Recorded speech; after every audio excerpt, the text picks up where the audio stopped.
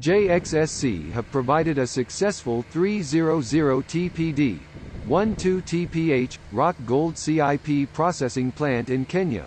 We design process flowchart and plant layout drawing according to gold ore conditions, provide complete set plant machines and send Chinese engineers to the mine site for plant installation and commissioning guidance.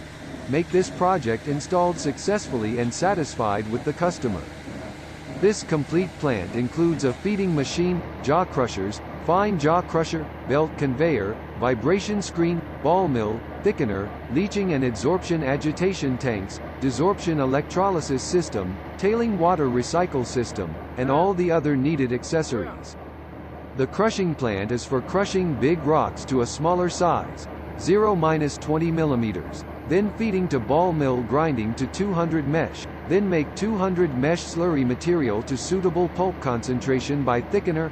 Concentrate ore from thickener will go to leaching tanks and adsorption agitation tanks and put activated carbon in adsorption tanks to absorb gold. After eluting the gold-loaded carbon, the precious liquid enters the desorption electrolysis equipment to enrich the gold mud. After drying the gold mud, smelt it into gold bars.